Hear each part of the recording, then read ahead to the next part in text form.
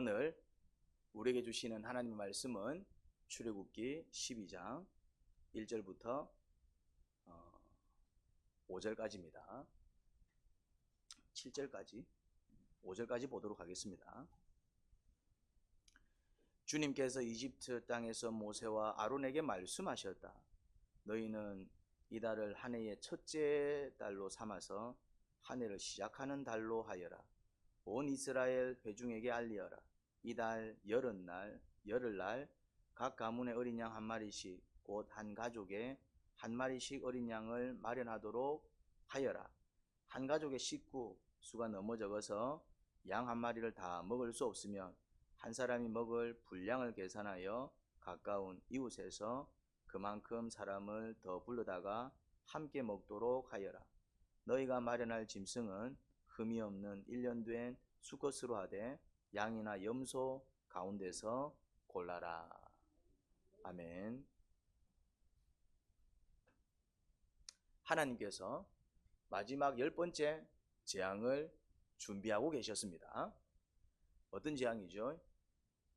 장자 죽음 재앙입니다. 장자의 죽음은 몇 가지를 의미합니다. 이 재앙이 주는 교훈이 있지요. 첫째는 다른 사람의 가장 소중한 것을 아무렇지 않게 가져간 것에 대해서 니도 가장 소중한 것을 한번 잃어봐.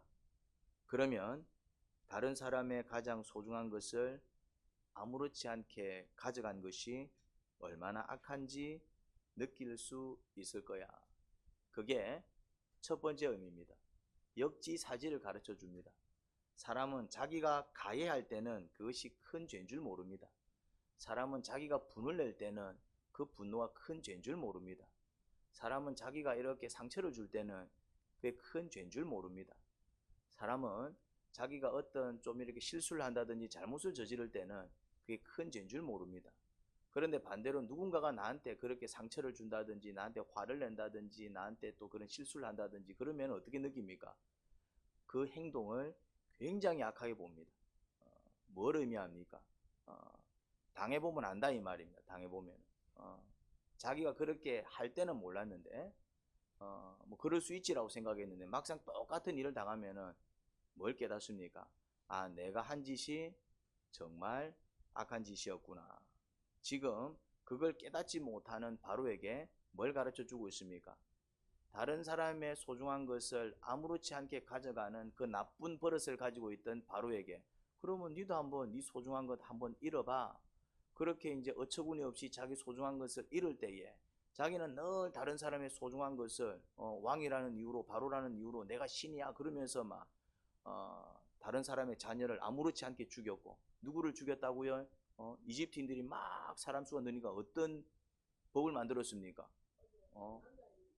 지도 그 짓을 했다 이 말이에요. 지가 그 짓을 할 때는 국가 정책인 줄 알았고 지가 그 짓을 할 때는 그게 나라를 잘 다스리는 것인 줄 알았고 그게 옳은 일인 줄 알았는데 지가 똑같은 일을 당하니까 뭘 경험했겠습니까? 그 사람들이 내처럼 가슴이 찢어졌겠네. 깨달으면 그나마 다행인 거고 못 깨달으면은 짐승보다도 못한 인간이 되는 것이죠. 주님께서 어떤 기회를 주셨다고요?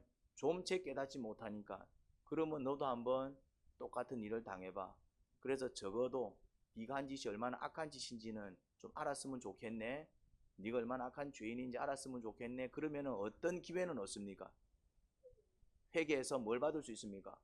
용서받을 수 있고 그래도 다시 천국 갈 수 있는 기회는 얻을 수 있죠. 이제 그 기회를 주는 어찌 보면은 마지막 기회인지도 모릅니다.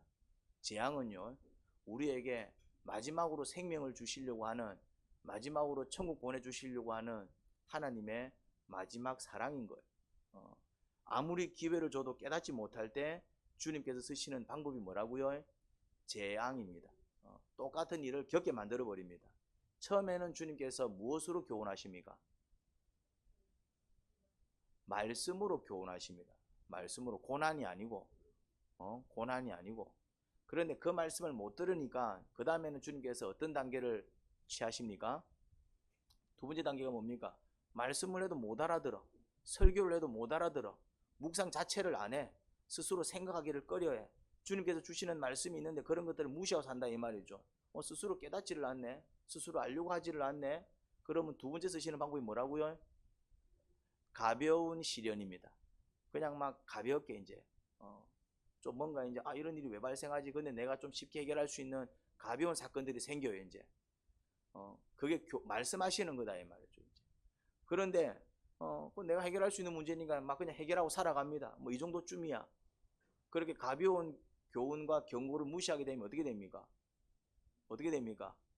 이제 더 큰 시련이 옵니다. 더 큰 시련. 더 큰 시련조차도 무시해버리면 어떤 일이 벌어집니까? 감당할 수 없는 일을 경험합니다. 처참한 일을 경험합니다. 바로는 이스라엘 백성의 인권을 아무렇지 않게 짓밟았고 하나님께서 소중하게 여기시는 것을 끝까지 돌려주지 않았습니다. 자기 것도 아니면서 마치 자기 것이냐 그렇게 이스라엘 백성의 인권을 아무렇지 않게 짓밟았고, 그러니까 그것 자체도 사실은 악한 행위였다 이 말입니다. 고대 사회에는 힘센 사람이 힘약한 사람을 노예로 삼는 것을 악하게 생각했습니까? 당연하게 생각했습니까? 당연한 문화였습니다. 근데 그 문화 자체가 어떤 문화입니까? 악한 문화다 이 말입니다. 우리 눈에는 악하게 보이죠. 이제 그만큼 이제 문명과 문화가 발달했기 때문에 그런 거예요. 많은 시행착오를 겪으면서 이런 게 악하구나 이제 최근래 들어와가지고 이제 그런 문화가 악하다라는 게 이렇게 이제 증명되기 시작했지. 그런데 이제 그는 최근 들어서 이제 그렇게 과학이 발달하고 문명이 발달하고 윤리가 발달하면서 이제 그렇게 깨닫기 시작한 거고, 오랜 세월 동안 아무렇지 않게 인권을 유린해 왔습니다. 우리나라만 해도 여자들이 어떤 대우를 받았습니까? 조선시대가 100년 전이 조선시대입니다. 100년 전. 1000년 전까지 갈 것도 없어요. 100년 전이 조선시대라니까. 100년 전. 조선시대 같으면 여자들은 여자를 나오지도 못해. 남자와 같이 앉아있는데 있을 수도 없어요. 저 전라도 쪽에 가면은 기역자 교회가 있어요. 지금은 이제 약간 이렇게 유적으로 남아있는데 기역자 교회가 있어요. 교회가 어떻게 생겼다고요? 기역처럼 생겼어요. 왜 그렇게 생겼을까요? 그래서 이 기역 가운데 강대상이 있어요. 그래서 요렇게 이제 뻗어 있어요. 그래서 요쪽에는 누가 앉고 남자들이 앉고 요쪽에는 누가 앉고 그렇게 예배 드렸다고. 처음에 우리나라 조선시대 때 조선 말기 때 교회가 들어왔을 때 최초로 세워진 그런 교회당이다 이 말이에요. 근데 어떻게 생겼다고요? 기역자 교회입니다. 전라도에 가면 있습니다. 내가 한번 가봤었는데 잠깐 위치는 생각이 안 나요. 말이 안 되는 행동이었다. 그런데 사실은 그게 어떤 문화였다고요? 악한 문화였어요. 여러분들이 여자분들은 성경한테 감사해야 됩니다. 만약에 우리나라가 기독교를 받아들이지 않고 여전히 유교 문화 속에 있으면은 여러분들은 이 자리에 못 있어. 무슨 말인지 이해됩니까? 유교는 어떤 종교다? 악한 종교입니다. 여자의 인권을 유린한다 이 말. 강자가 약자를 어떻게 한다? 강자가 약자를 짓밟는 것을 합리화하는 종교가 뭐라고요? 유교 문화. 그게 뭐가 증명이 되었습니까? 시대가 그런 게 증명이 되더라 이 말. 요즘은 이제 제사 지내지 말라는 얘기를 교회가 안 한다니까요. 재밌는 이야기. 제가 요즘 불교 유튜브를 자주 봅니다. 도대체 이 아들은 뭘 가르치나 하고. 근데 거기 보면은 이런 상담을 많이 합니다. 스님, 제사를 하루로 합치면 안 됩니까? 이런 상담을 참 많이 해요. 그럴 때마다 스님은 어떤 낯빛을 보인다? 난감해하는 낯빛을 보입니다. 그렇지만 시대를 역행할 수 없으니 점점 어떤 추세입니까? 이제 하루에 1년에 12번 지내던 제사도 이제 그냥 막 한 번에 다 묶어서 지내고, 그러고 이제 또 어떤 고민들을 많이 하느냐 하면은 나는 괜찮은데 이거를 며느리한테는 못 물려주겠다. 어떤 며느리가 이거 물려주겠다 하면은 내 아들 장가는 가겠습니까? 그래서 내 죽으면 그냥 막 다 그냥 절에 올리고 싶은데 그렇게 해도 되겠습니까? 그런 상담들이 정말 많더라고. 어디서 이런 상담을 한다고요, 이제? 이제는 불교인들, 유교인들이 어떤 상담을 한다고요? 제사를 좀 안 지내면 안 됩니까? 이런 상담한다. 교회는 언제부터 그 얘기를 했는데? 처음에 교회를 억수로 욕했다고. 부모도 없고, 저거는 족보도 없고, 막 교회를 억수로 욕했다고. 누가 틀린 겁니까? 그들이 틀린 거죠. 뭘 얘기하고 싶냐면은 고대 사회는 근데 사실은 우리 가운데도 아직 뭐가 남아있냐면은 성경을 봤을 때 성경이 이해가 안 되는 대목이 있죠. 왜 이런 말씀을 하시지? 그게 뭐냐면은 우리가 악하다는 뜻입니다. 옛날에는 제사 지내지 마라 했을 때 교회를 이해를 못 했다니까네. 근데 이제 시대가 발전하니까 저가 이제 안 지내. 왜? 문제를 일으키니까. 그것 때문에 뭐 고부 간의 갈등 생기고, 그것 때문에 부부 간의 갈등 생기고, 그것 때문에 제사를 지내는 이유가 뭡니까? 잘 지내려고 제사를 지내는데 그것 때문에 뭐 사니 뭐 사니 막 그것 때문에 막 늘 분쟁이 일어나고 막 그래서 막 그것 때문에 시험 들어가고 막 제사 때문에 잘 지내던 형제들이 막 얼굴도 안 보고 막 그런 일들이 막 터지는 거야 이제. 그런 것입니다. 이제. 성경을 봤을 때 이해가 안 된다고 해서 이 성경 시대 착오적이 이래 얘기하면 안 됩니다. 성경을 봤을 때 이해가 안 되면은 어떻게 생각해야 된다고요? 내가 악하구나 이래 생각해야 돼요. 조선시대 때는 성경을 이해를 못했다니까요. 이걸 완전 무슨 아주 악한 것으로 봤다니까요.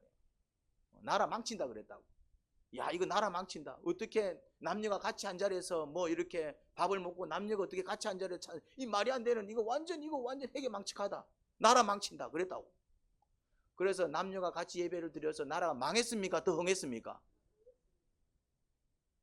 여자들 가운데도 유능한 사람들이 많고 그런 사람들한테도 기회를 주니까 오히려 더 좋은 어떤 재능들이 기여가 되고 남자들은 다 똑똑해요. 남자들 가운데도 멍청한 인간들 얼마나 많아요. 그러니까 오히려 이제 똑똑한 여자들이 이제 일을 하기 시작하고 이제 어떤 기회를 주니까 나라가 더 흥해요, 망해요? 조선시대는 망했어요, 흥했어요? 보라 이 말, 역사를 보라 이 말이에요, 역사를.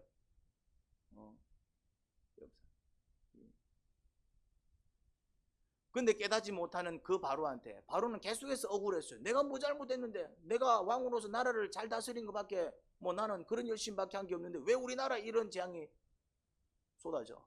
하나님 보시기에 그 나라가 어땠다고요? 악했어요. 하나님 보시기에 악하면은 악한 것입니다. 그러니까 이제 하나님께서 어떤 재앙을 내리느냐 하면은 이런 재앙을 내립니다. 그러면 너도 똑같은 일을 한번 겪어봐. 이게 네가 한 짓이 왜 재앙인지 네가 한번 똑같이 한번 겪어봐. 네 눈에서 피눈물을 흘리고 네 입에서 곡소리가 나야 다른 사람의 피눈물이 얼마나 괴롭고 다른 사람의 곡소리가 얼마나 고통스러운지 알겠지 하십니다. 이걸 뭐라고 할까요? 두 자로. 이걸 공이라고 해요. 이걸 공이라고 한다고. 자, 두 번째 주는 교훈이 뭘까요? 장자 죽음의 재앙. 두 번째 주는 교훈. 우주의 주인이 누구인지 알려주십니다. 우주를 누가 주관하고 있는지 알려주십니다. 생로병사의 주권이 누구에 있는지 알려주십니다. 바로는 마치 자신이 신인 줄 착각하고 있었지만은 그가 우주의 주인인 줄 착각하고 있었지만은 자기 눈앞에서 시체가 된 자기 아들을 위해서 그가 할 수 있는 일은 아무것도 없었습니다. 신이 아니었다 이 말입니다. 뭐였다? 그냥 죽은 아들을 위해서 울 수밖에 없는 무능한 아버지였어요. 할 수 있는 게 아무것도 없었어요. 자기는 모든 것을 다 할 수 있을 거라 여겼습니다. 아주 강력한 왕권을 가지고 있었기에 자기 말 한마디면은 어마어마한 군사들이 움직이고 와 착각 속에 있었던 것이죠. 근데 지 아들이 시체가 되어서 누워있을 때 그가 할 수 있는 게 뭐가 있었다고요? 응응응응응응 우는 거 외에는 아무것도 할 수 있는 게 없었어요. 뭐를 의미합니까? 어떤 한계 앞에서 응응응응 우는 거 외에 아무것도 할 수 없다. 이거는 무엇을 의미할까요? 내가 뭐하다? 무능하다는 얘기입니다. 그러니까 뭘 좀 할 줄 안다고 교만 떨지 마시기 바랍니다. 내 건강한 거 가지고 교만 떨지 마시기 바랍니다. 오히려 나에게 건강을 주신 하나님을 찬양하시기 바랍니다. 내가 이런 거라도 할 수 있는 걸 주님께 감사하시기 바랍니다. 나에게 이런 재주가 있는 것을 감사하시기 바랍니다. 이건 내 재주인데 착각하지 마시기 바랍니다. 어느 순간 하나님께서 가져가실 수가 있어요. 그 재능이 무용지물이 될 수 있다 이 말이죠. 우리 정덕화 자매님이 손이 아주 놀라운 손입니다. 저 손은 죽은 자도 살리는 손입니다. 진짜 죽어가는 사람 많이 살렸어요. 그런데 주님께서 저 팔을 가져가셨어요. 이제 힘을 못 써요. 그러니까 옛날 같으면 내가 살렸을 사람들 그냥 뻔히 쳐다보고 있습니다. 지금은 뭐밖에 해줄 수 없습니까? 기도밖에 해줄 수 없습니다. 본인이 뭐가 아니다라는 얘기입니까? 신이 아닙니다. 그걸 주신 분이 누구라고요? 주님. 다 다 마찬가지다. 다 마찬가지. 뭘 좀 할 줄 안다고 교만 떨지 마십시오. 하나님께서 아닌데 네 거 아닌데 하고 알려주실 때가 있어요. 그럼 뭐가 발생한다고요? 사건이 발생합니다. 그건 네 거 아니야 알려주실 때가 있습니다. 그러니까 평소에 뭐 하면서 살아라? 주님, 이거는 제 거 아닙니다. 주님께서 주신 겁니다. 돈 많다고 자랑하지 마세요. 그러다가 주님께서 그건 네 거 아닌데 알려주실 때가 있습니다. 그게 뭐라고요? 그냥 살 걷어가실 때가 있어요. 내 거면 왜 사라져? 내 게 아니기 때문에 사라지는 겁니다. 내 건 줄 알았는데 내 게 아니네. 그거를 깨닫게 되는. 그런데 그 사건을 겪으면 비참해요, 안 비참해요? 돈이 싹 날아갔는데 비참해져요, 안 비참해져요? 돈 안 날아가 버려 뭐죠? 돈을 날려본 사람들은 물어보시기 바랍니다. 그게 얼마나 가슴 찢어지는 일인지. 그러니까 평소에 어떻게 살아라고요? 이거 제 거 아닙니다. 주님 겁니다. 제가 어떻게 쓸까요? 이렇게 살면은 그 재산이 날아갈까요? 안 날아갈까요? 안 날아갑니다. 이 건강 주님께서 주셨습니다. 이 건강 어떻게 사용할까요? 이러면 건강 날아갈까요? 안 날아갈까요? 안 날아갑니다. 이게 지혜입니다. 모든 주권을 걸머쥐고 계시는 분이 하나님이십니다. 한 사람이 죽고 사는 거 누구 손에 달려있다? 주님 손에. 한 나라가 흥하고 망하는 거 누구 손에 달려있다? 그거를 인정할 수 있어야 돼요. 내 인생 내 거다라고 생각하는 순간 처음에는 봐줘요. 그런데 어느 순간 야, 네 인생 네 거 아니야 주님께서 가르쳐 주실 때가 있어요. 그러면은 이런 사건이 발생한다 이 말. 사건을 통해서 교훈을 배우기 때문에 한두 사람의 장자가 죽었으면 우연이라고 할 수 있습니다. 야, 그냥 막 우연히 또 한두 사람 죽어 나갔나 보다. 일부의 사람들이 죽었으면은 야, 또 이런 일이 벌어졌나 보다. 우연히 이런 일이 벌어졌나 보다. 그런데 이집트인들의 모든 장자 위로 바로로부터 아래로 종에게 이르기까지 심지어 짐승의 첫 것까지 모든 장자 첫 것들이 다 죽었다면은 이거는 우연이라고 볼 수 있습니까? 그것도 주님의 말씀이 선포된 이후에 이런 일이 벌어졌다면은 이거는 누구의 역사일까요? 장자의 죽음은 지금까지의 재앙에 비하면 재앙의 하이라이트 될 수가 있지만은 아주 최고조의 재앙이잖아요. 가장 소중한 것을 잃어버리는 재앙입니다. 그럼에도 불구하고 이 재앙은 또 앞으로 있을 마지막 재앙의 서막이기도 합니다. 자, 이제 가장 소중한 것까지 잃었어 이제. 근데 이제 요 다음 단계가 뭘까요 이제? 이제 요 다음 단계는 뭘까요 이제? 지금 올 때까지 왔어. 그럼에도 불구하고 깨닫지 못하면 요 다음 단계는 뭘까요? 이제 나라가 망하는 겁니다. 그렇죠. 이제 자기도 죽고 나라가 망하는 겁니다. 이제. 그래 바로가 죽어요, 안 죽어요? 어디서 죽어요? 홍해에서. 홍해 사건은 안 일어날 수도 있었어요. 뭐 했으면은 걔네들이 안 쫓아갔으면. 보내놓고도 쫓아간 이유가 뭡니까? 아씨, 나 저것도 못 보내주겠다. 보내놓고도 못 보내주겠다. 쫓아가서 죽은 거야. 그냥 안 쫓아갔으면은 자들은 내게 아닌갑다 하고 내려놨으면은 여러분 집착하면 망합니다. 이게 집착이요. 아니다 싶으면 뭐 할 줄 알아야 됩니까? 내려놓을 줄 알아야 돼요. 뭔가 내가 열심히 하는데 막 얻으려고 하는데 이게 내 손에 안 잡혀. 그럼 어떻게 생각해야 됩니까? 이거는 내게 아닌갑다. 무슨 말 이해됩니까? 하나님은 나한테 이걸 안 주시려나 보다 할 수 있어야 돼요. 그런데 막 억지로 막 잡히지도 않는 건 막 나 이거 아니면 안 돼. 나 이거 아니면 죽어 하면은 오히려 이것 때문에 죽습니다.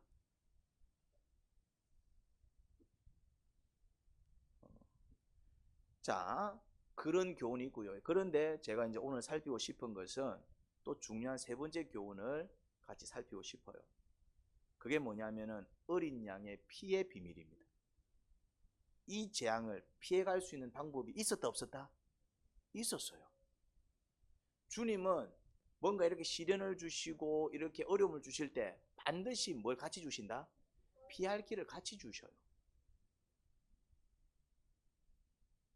자, 이 재앙에도 피할 길이 있었어요.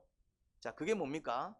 1월 10일에 1년 된 양이나 염소 준비해서 그거를 14일까지 4일 동안 간수해요. 그리고 이제 14일 저녁에 뭐합니까? 그 양을 잡습니다. 그리고 그 피를 문틀에 바르고, 문설주와 상인방은 문틀입니다. 문틀. 이제 문틀에 쫙 바르는 거예요. 문에 바르는 게 아니고 문틀에 바르는 겁니다. 문설주는 이제 문 기둥과 상인방 윗부분을 얘기합니다. 문틀이라고 생각하시면 됩니다. 문을 생각하면은 문을 딱 끼울 수 있는 틀이 있을 거 아니에요. 그 틀에다가 쫙 발랐다 생각하시면 됩니다. 그리고 뭐하느냐 하면은 그 피를 바른 집안에서 그 잡은 양고기를 구워 먹습니다. 뭐하고 같이? 무교병과 쓴 나물과 같이. 그렇게 하면은 그 집 안에 있는 사람들은 어떻게 된다? 삽니다. 그러니까 이게 뭐냐면은 이 재앙을 피해갈 수 있는 방법이에요. 이 방법을 따르면은 이집트인이어도 이 방법을 따르면은 살았을까요? 안 살았을까요? 그런 방법을 따른 이집트인이 있었는지 없었는지는 뭐 성경에 정확하게 안 나오니까 모르겠지만, 만약에 자들 뭐 하지 하고 나도 저렇게 한번 해볼까 하고 흉내라도 냈으면은 그 사람은 살았을까 죽었을까? 삽니다. 근데 이스라엘 백성이어도 막 귀찮고는 뭘 피를 또 바르노?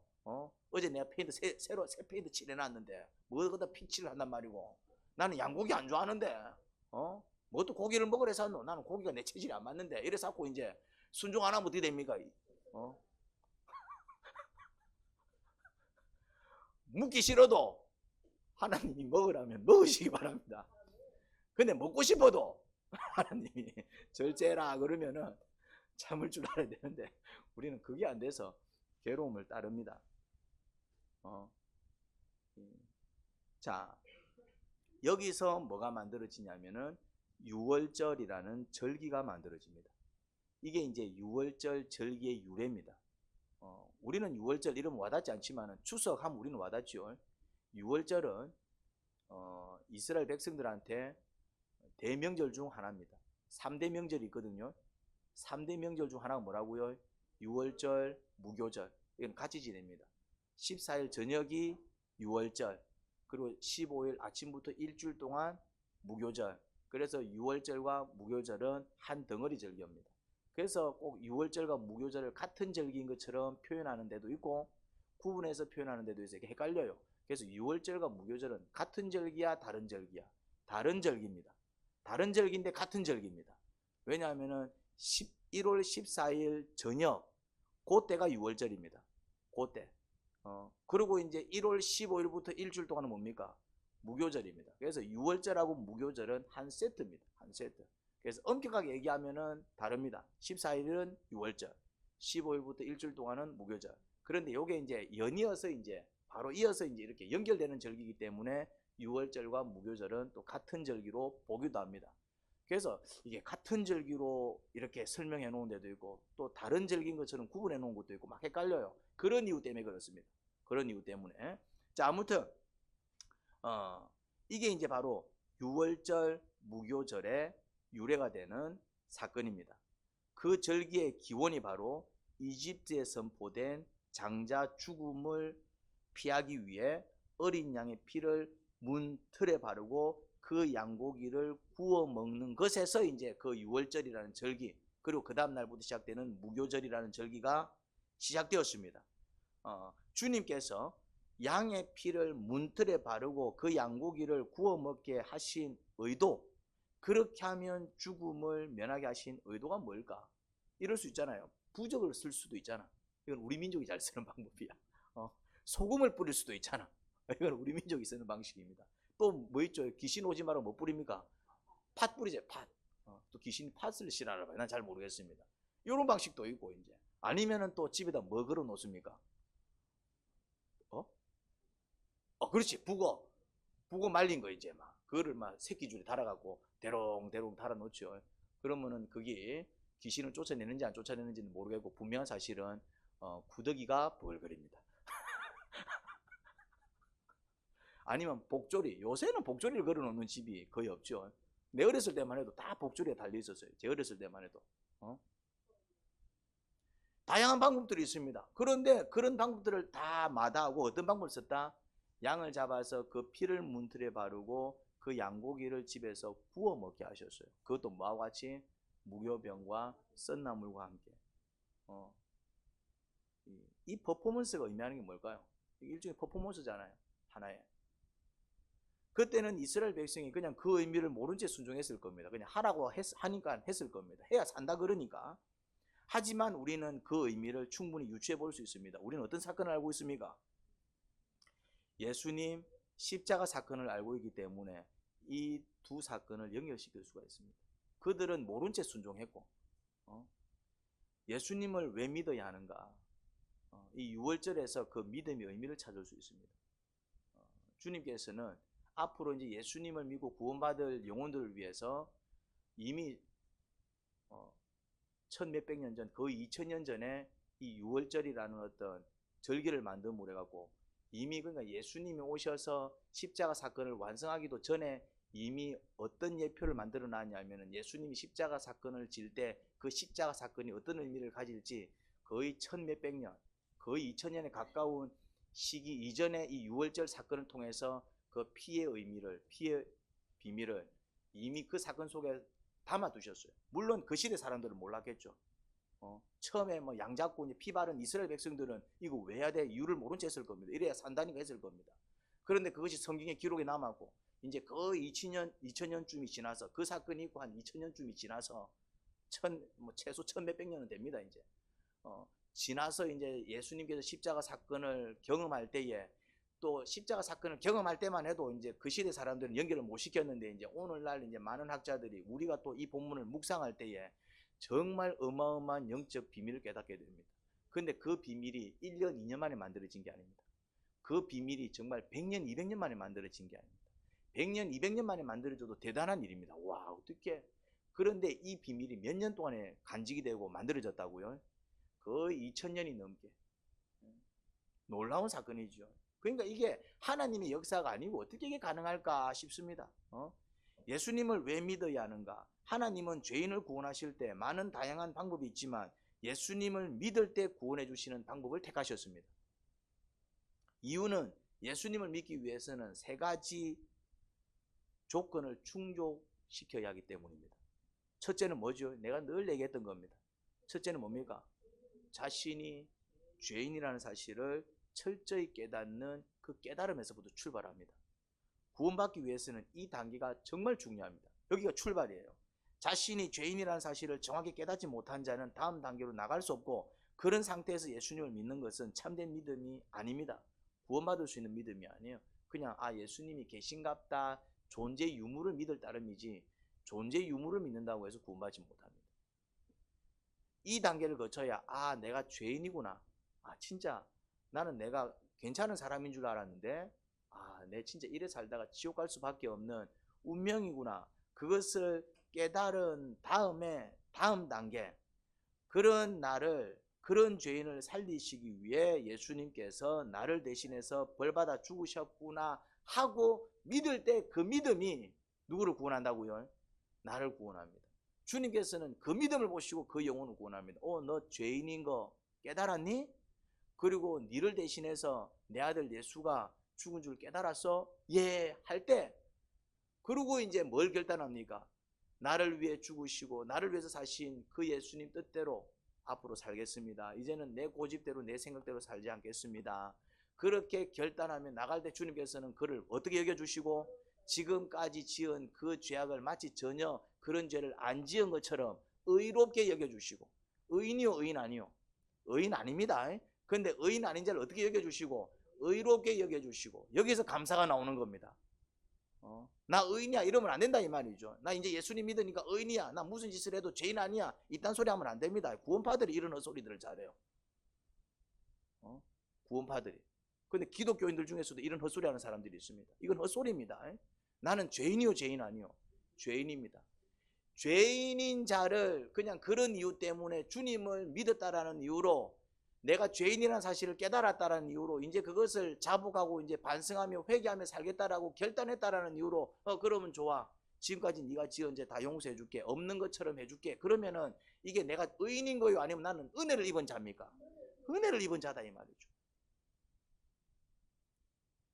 그래서 자연스럽게 내가 죄인입니다 깨닫고 이제 나를 위해서 예수님 죽으셨군요 믿고 이제는 주님 뜻대로 살겠습니다 하고 이렇게 이제 이 3단계를 밟을 때 이 3단 콤비가 뭐냐면은 구원받는 믿음입니다. 아직 이게 잘 안 되는 사람들은 조금 노력하셔야 돼요. 내가 왜 죄인이지 싶은 사람들은 이런 말씀을 통해서 내가 왜 죄인인지 깨달을 수 있는 기회를 가지셔야 되고 정말 예수님이 나를 위해서 죽으셨구나. 아직 진짜 내 때문에 죽은 게 맞나?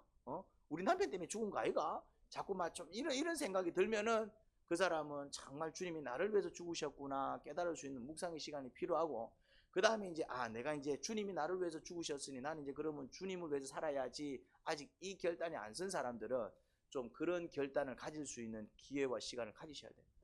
그래야 뭐가 완성이 된다고요? 믿음이 완성이 되고, 그 믿음을 보시고 주님께서 우리를 어떻게 해주신다고요? 구원해 주신다.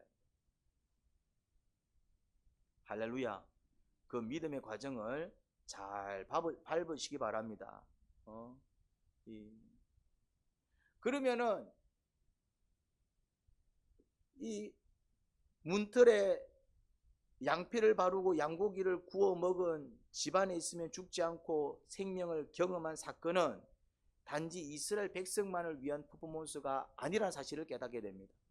오늘날 예수님을 믿고 구원을 받은 우리에게도 주님의 구원 역사가 얼마나 감동적인지 보여주는 사건이다 이 말입니다.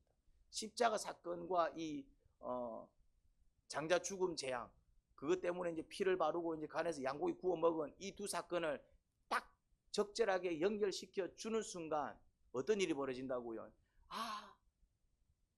내가 예수님을 믿음으로 말미암아 내가 이제 예수님의 피로 이 문틀에 바르고 내가 예수님의 그 살과 피를 먹고 마심으로 뭐가 비켜갔다? 죽음이 비켜갔다 이 말이죠. 내가 죽어야 되는데 죽음의 영이 왔으니까 장자는 다 죽어야 돼. 맞잖아요. 그 이집트인 장자들은 다 죽었다 이 말이에요. 죽음의 영이 오니까. 그러면은 다 죽을 때 그럼 나는 죽어 안 죽어? 죽지. 자, 코로나가 있습니다. 그럼 코로나가 이렇게 퍼지면은 코로나가 이렇게 다 퍼져 나갈 때 나만 코로나가 피해가요? 아니잖아요 이제. 그런데 그 코로나가 나를 피해가면 이거 뭡니까? 이건 기적 아닙니까? 다 죽을 때 나만 살아남으면 이거 뭡니까? 기적 아닙니까? 남들은 죽음의 영 때문에 다 죽어나갈 때 나는 안 죽고 살아나면은 남들은 자기 아들 다 죽어나갈 때 내 아들은 죽지 않고 살아남으면 이거 뭡니까? 기적이다 이 말이죠. 그런데 이 영적인 원리가 십자가 사건만 알면은 잘 체감이 안 돼.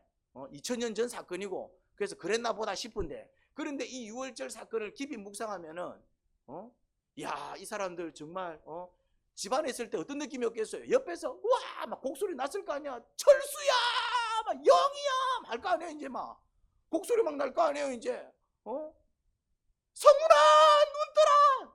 이 막내가 니 살았네 그러면은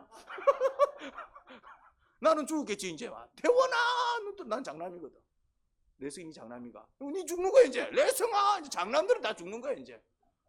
또 장남이 누구? 병전이 장남이가 혼자도 죽는 거예요. 혼자도 죽는 거야 이제 막. 그 뭐지 정용이는 중용도 삽니다 이제. 정용이는 막 여러분 둘째로 태어난 것을 행복해 하시기 바랍니다. 첫째는 다 죽고 나요 이제. 집집마다 막 철수야 막 내성아 대원아 막 엉엉엉 막 난리가 나는데 이제. 그러면 그 소리가 들릴까 안 들릴까? 진짜 뭐 하나 죽어 나가는 것 같다. 그러면 이제 내 새끼가 장남이야. 그 장남은 지금 어떻게 하고 있어? 나도 죽는 거 아이가? 나도 죽는 거 아이가? 그런데 이상하게 시간이 지나도 난 안 죽어. 할렐루야. 예수님을 진짜로 믿으면은 이런 일이 벌어진다 이 말이에요. 죽음이 어떻게 간다고요? 피해가야 돼. 죽어야 되는데 안 죽어. 죽어야 되는데 안 죽어.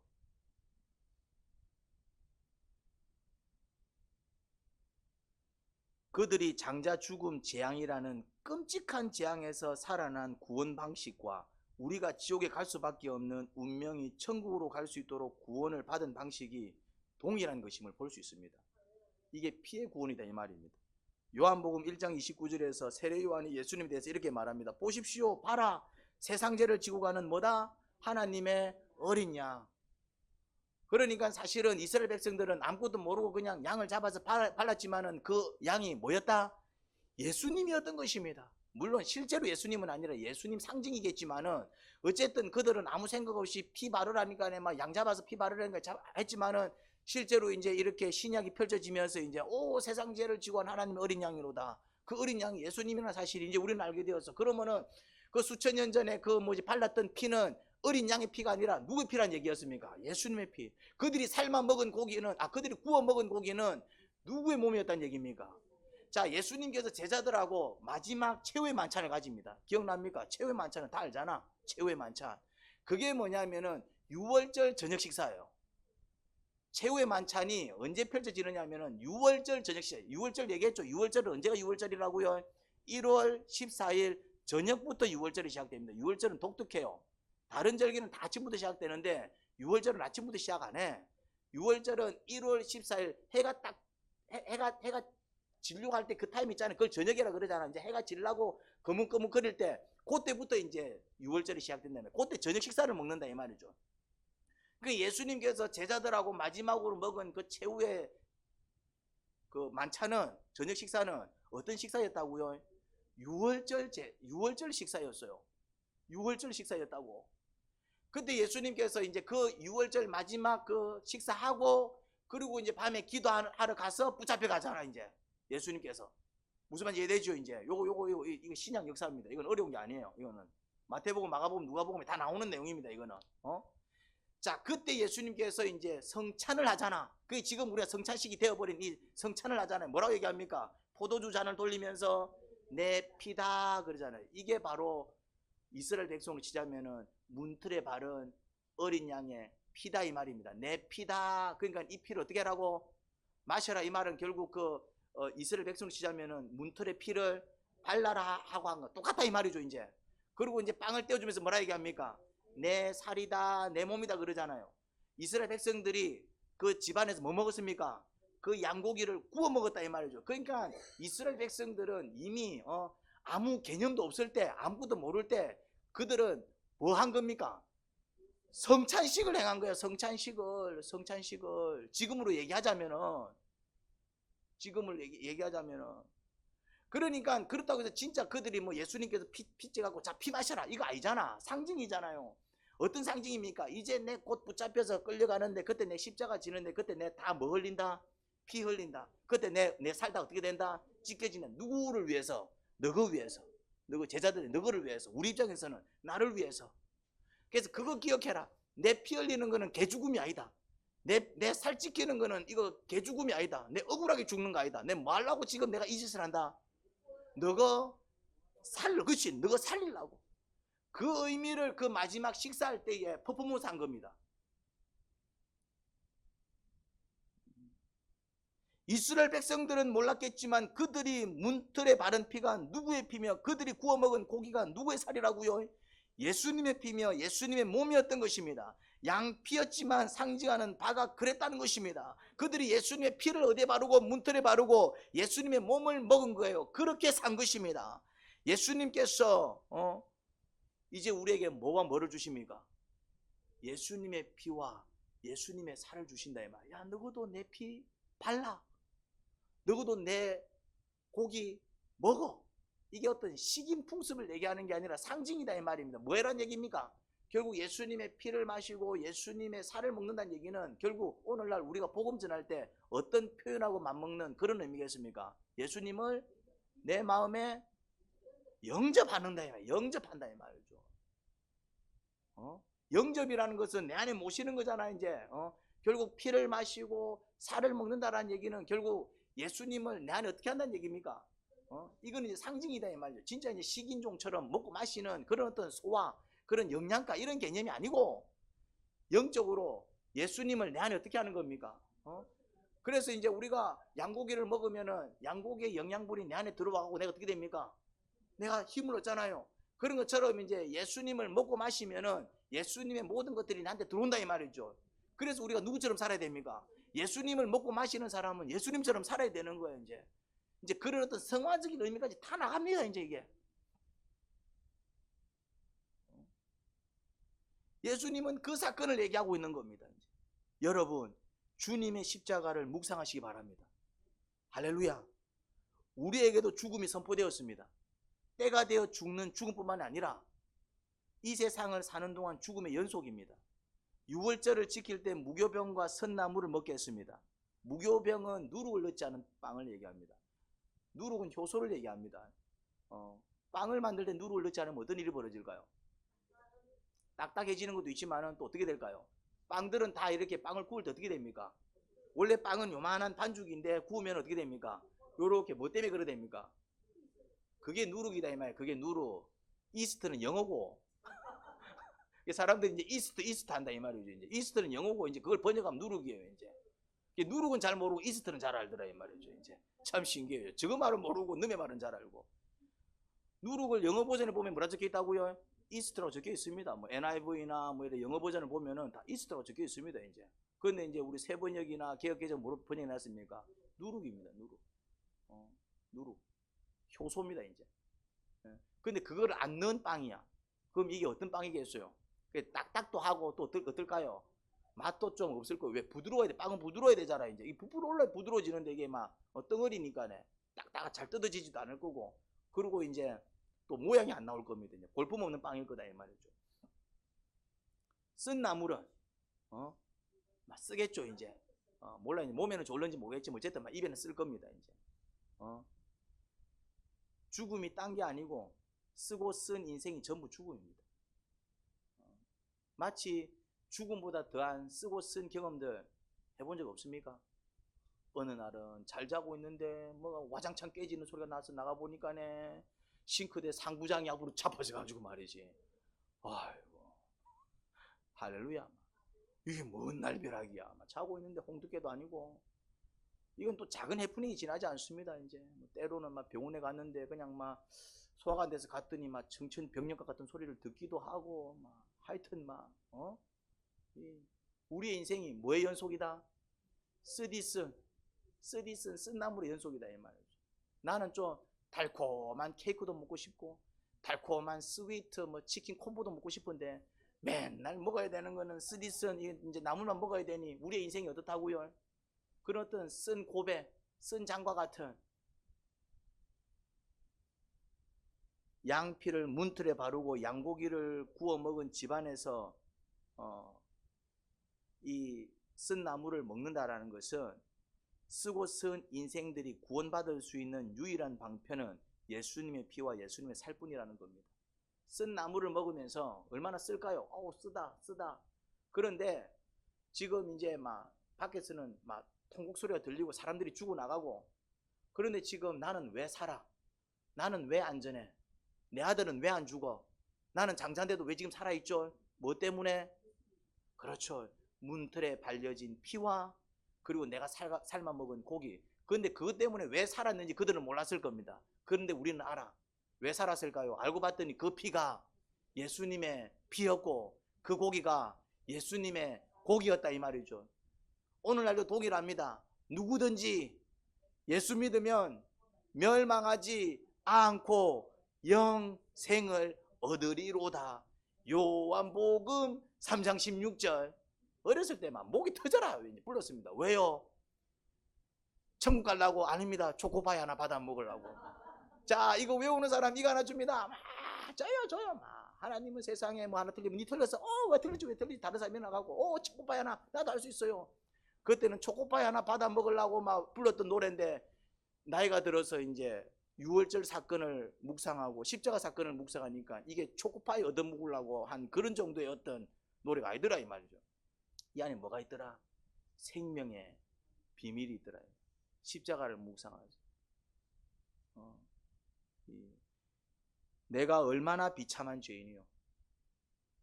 그런 나를 구하시겠다고 대신 벌받아 죽으신 예수님을 묵상하면 웬만한 문제들이 다 해결됩니다. 용서할 수 없는 자들을 용서하게 되고요. 처음에는 용서를 못하는 이유가 뭐야? 나한테 뭐 큰 잘못을 했거나 누가 봐도 이제 못된 짓을 했기 때문이겠죠. 그런데 나도 죄인이구나 깨닫고 그런 나를 구원하기 위해서 예수님 오셨구나. 예수님은 나 같은 거 살리겠다고 저런 희생하셨는데 그러니까 내가 정말 얼마나 처참한 죄인이요. 나 같은 거 살리겠다고 예수님이 나를 위해서 죽으셨구나. 그거를 믿고 묵상할 때 어떤 일이 벌어진다고요?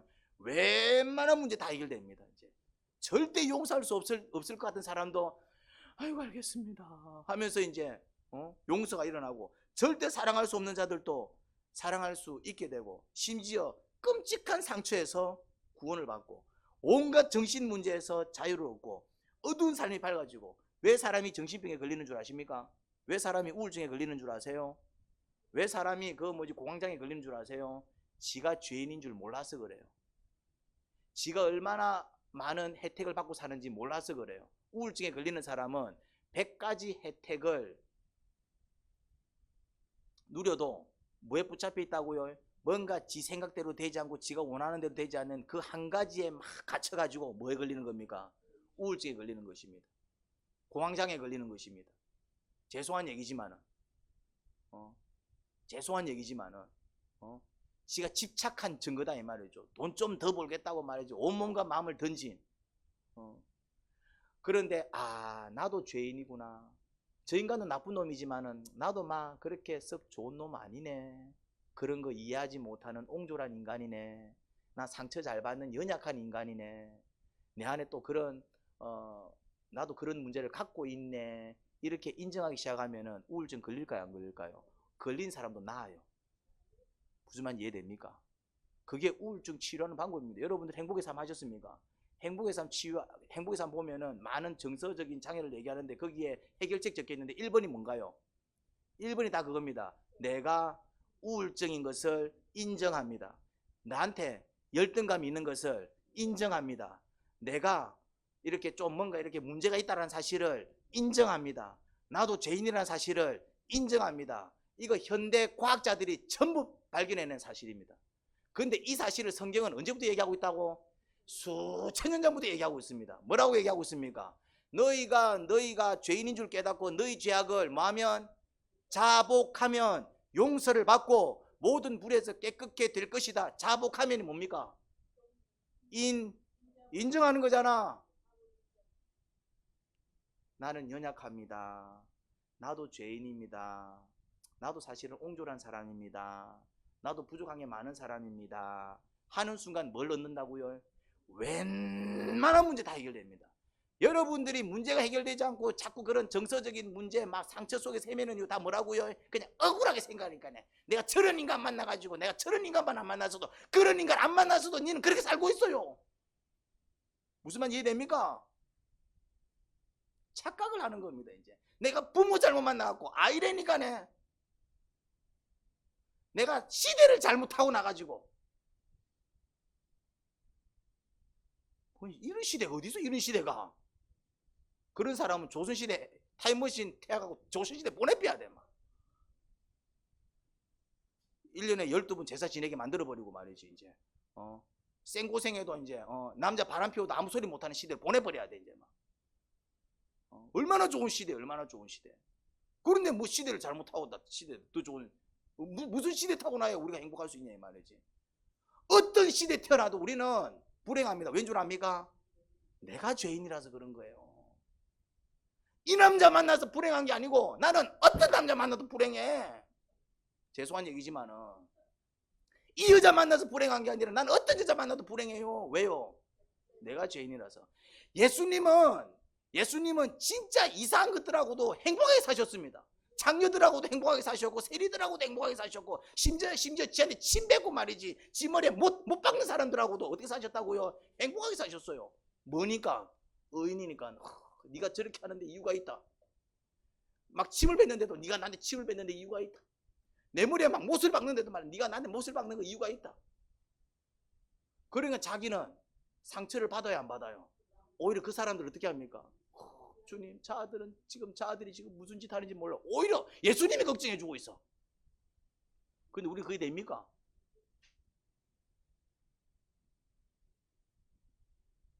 웬만한 문제들이 다 해결됩니다. 언제? 뭐 할 때? 십자가를 묵상하고 내가 죄인인 줄 깨닫고 나의 비참한 어떤 처절한 죄성을 깨닫고 그거를 깊이 묵상하고 말씀 앞에서 정말 겸손히 하나님 앞에 나가면은 그냥 굳이 문제가 해결되지 않아도 이미 내 심령 안에서부터 뭐가 일어난다고요? 평안과 자유가 찾아옵니다. 돈이 없어서 힘들다고요? 아닙니다. 남들 더 가진 게 배가 아파서 힘들어. 죄송한 얘기지만은 여러분들 지금 막 힘들어서 내가 돈이 없어서 힘들잖아요. 베트남에 한 달만 살다 오십시오. 다 낫습니다. 맨발로 뛰댕기면서 해 웃고 있어요.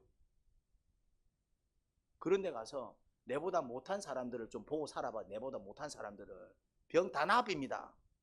돈이 없어서 내가 불행한 게 아니야. 왜 불행합니까? 저것들이 내보다 더 가지고 있네. 나는 저렇게 못 사네. 이런 꼬롬한 마음 때문에 힘든 거예요. 여러분, 근데 그것도 뭘 묵상하면 십자가를 묵상하고, 내가 죄인이구나 깨닫고, 그런 나를 위해서 주님 죽으셨구나, 내가 은혜를 입었네, 알겠습니다, 주님 같으면 어떻게 살까, 이거 조금만 묵상하면은, 죄송한 얘기지만은 여러분들이 정말 큰 문제라 여기는 그 모든 문제들이, 내가 참 정말 쪽팔린다, 내가 이런 거 갖고 내가 이래 참 울고 있었나, 이런 느낌이 들 겁니다. 참 믿음을 갖기 시작하면은 구원을 경험합니다. 어두운 삶이 밝아지고 피폐한 인생이 아름답게 살찌는 것을 경험합니다. 참 믿음은 자신이 아주 비참한 죄인이라는 사실을 인정하고, 그런 나를 구하시겠다고 대신 벌받아 죽으신 예수님을 믿고 그 예수님의 주권의 굴복을 결단하는 것, 그게 바로 참 믿음입니다. 딱 그 3단계를 밟으면 바로 무엇을 경험하느냐, 구원을 경험합니다. 죽음에서 벗어납니다. 쓴 나물이 케이크로 바뀌어요. 할렐루야. 현재 겪고 있는 모든 저주에서 하나씩 걸어나오는 자신의 모습을 보게 될 것입니다. 결국 구원은 믿음을 갖고 기도와 묵상을 시작하는 사람이 누립니다. 할렐루야. 그래서 주님을 의지하고 주님께 맡기고 주님께 순종하기 시작하는 사람들이 누리는 것입니다. 여러분들이 그 구원을 누리기를 간절히 바랍니다. 기도와 묵상을 결단해서 시작하세요. 그리고 기도와 묵상을 시작한 사람은 내 이제 평생 기도한다, 내 평생 묵상한다, 그렇게 결단하시기 바랍니다. 그리고 이제는 주님을 의지하고 주님께 맡기고 주님께 순종할 것을 결단하세요. 그런 자들이 모든 저주로부터 건짐을 받는 구원을 경험할 것입니다. 저주는 그렇게 끊어 나가는 겁니다. 하나님 아버지, 은혜를 감사합니다. 저희가 비참한 죄인인 것을 인정합니다. 이렇게 사는 이유, 물론 자식 때문에, 부모 때문에, 환경 때문에 그런 이유도 있습니다. 그런데 그것만이 이유 전부가 아닙니다.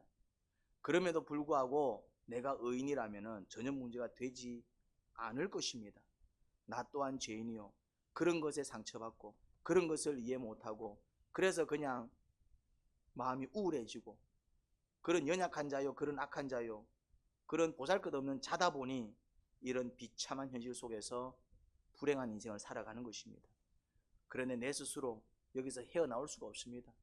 우리가 자복할 때에, 정말 주께서 나를 위해 죽으셨구나, 그 믿음을 가질 때에, 이제는 주님을 위해서 살게요 결단하며 나갈 때에 모든 문제들이 떠나갈 것이고 저주가 떠나갈 것이고 그 저주로부터 한 걸음씩 걸어 나올 것이며 내 인생은 행복해질 것이며 모든 변화가 일어날 것입니다. 그 축복과 그 복을 온전히 누리는 모든 성도들이 되기를 간절히 소원합니다. 예수님 이름으로 기도합니다. 아멘.